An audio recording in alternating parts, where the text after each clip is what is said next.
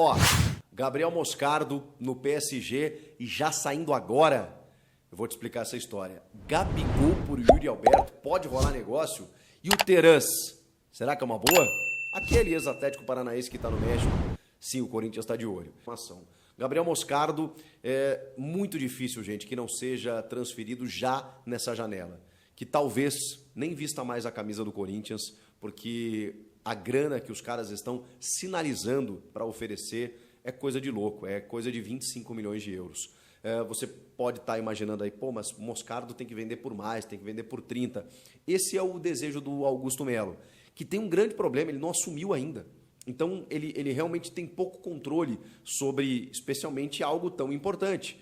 Obviamente, ele está participando da transição e ele assume no dia 2 de janeiro, mas ele está tentando segurar o máximo possível, porque, primeiro, ele já disse que não quer vender o Moscardo. Agora, se o Paris Saint-Germain chega com uma grana de 25 milhões de euros, o Corinthians que tem 80% do jogador, como é que você não vende? A gente está falando de mais de 130 milhões de reais, o que ocasionaria na maior venda da história do Corinthians, superando a do Pedrinho lá, que foi por 18 a 20 milhões de euros. O valor mudou, né, depois de um tempo, essas coisas, né, meio desconexas aí, mas enfim, 100 milhões de reais. O Pedrinho foi vendido por 100 milhões de reais ao Benfica, esse que voltou agora está no Atlético Mineiro.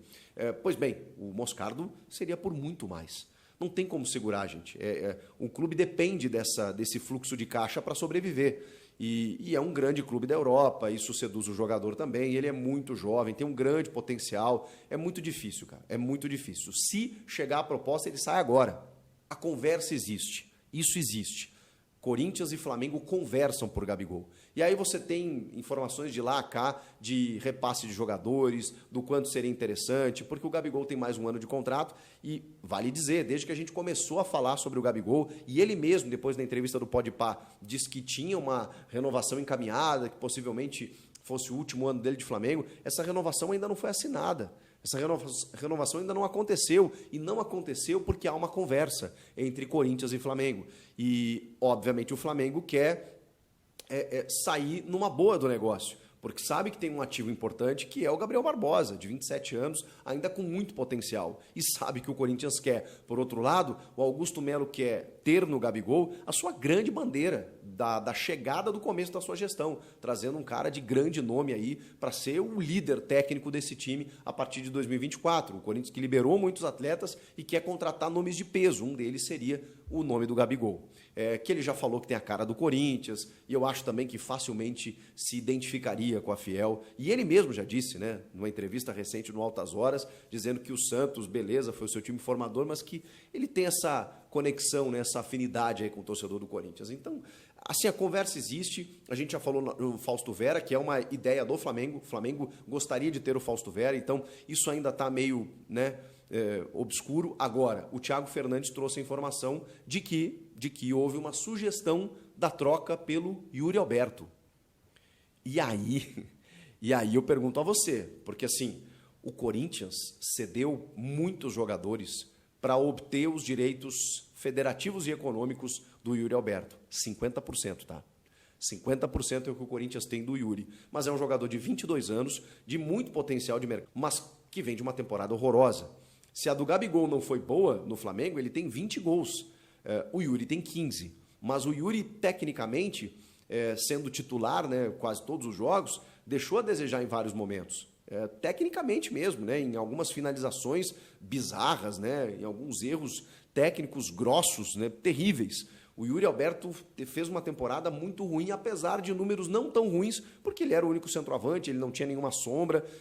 O Felipe Augusto, que inclusive foi para o futebol belga agora, teve poucas oportunidades. O Romero acabou se destacando mais na reta final do que o próprio Yuri Alberto, porque ele chega em 2022 muito bem e em 2023 não consegue ter a mesma regularidade. Todo dia surge um nome diferente que o Corinthians está monitorando, está consultando, está pesquisando. Davi Terãs, uruguaio, 29 anos, ex-Atlético Paranaense, teve uma boa passagem aqui pelo futebol brasileiro, foi para o Pachuca do México e não está muito bem lá, está vivendo uma certa instabilidade.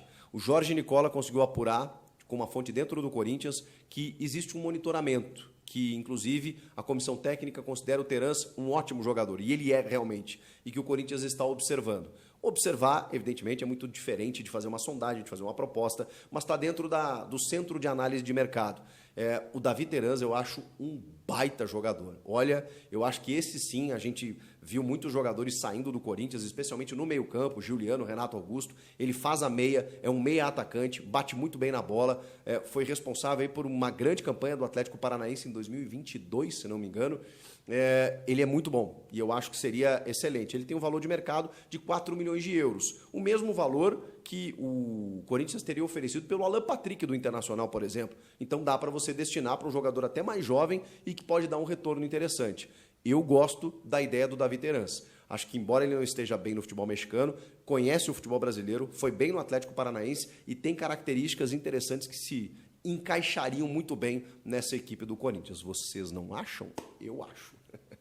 Moscardo e Mora, Gabigol por Yuri Alberto e Davi Terans. Os assuntos do dia. Bora falar agora sobre o Corinthians, que tem 3 casas de aposta disputando o patrocínio Master. Bora explicar em detalhes essa história. Hoje, a camisa do Corinthians tem o patrocínio no peito da Neoquímica. De acordo com a Ipera-Pharma, o valor é pequeno, 20 milhões de reais por ano. A primeira a apresentar proposta para ficar com o patrocínio no peito foi a PixBet, que já é patrocinadora no omoplata e nas costas, e por isso paga 47 milhões de reais. A PixBet tem a intenção de gastar 100 milhões de reais, mas ficaria com o peito, com o omoplata e talvez com o patrocínio nas costas. Em meio a essas tratativas com a PixBet, o Corinthians recebeu ofertas de mais 2 casas de apostas. Uma dessas é a Superbet, que já fechou acordo com o São Paulo. Fui o primeiro a contar para vocês que a Superbet vai bancar 52 milhões de reais por temporada para ter peito e costas na camisa do São Paulo. A outra empresa que também disputa esse espaço nobre na camisa corintiana não foi divulgado. O Corinthians tem a intenção de fechar esse patrocínio no peito por 100 milhões de reais, que certamente garantirão um enorme aumento de receita com patrocínios. Timão que já tinha 123 milhões de reais com a soma de todos os patrocínios da camisa, quer bater algo na casa dos 200 milhões de reais para o ano de 2024, que vai deixar Leila Pereira ainda mais doida. Vocês vão lembrar que a presidente do Palmeiras chegou a conceder uma entrevista colocando em dúvida os números divulgados pelo Corinthians em relação a esses 123 milhões. Na oportunidade ela disse que se fosse provado esse número de 123 milhões, ela aumentaria o patrocínio no Palmeiras. Bora fechar o vídeo.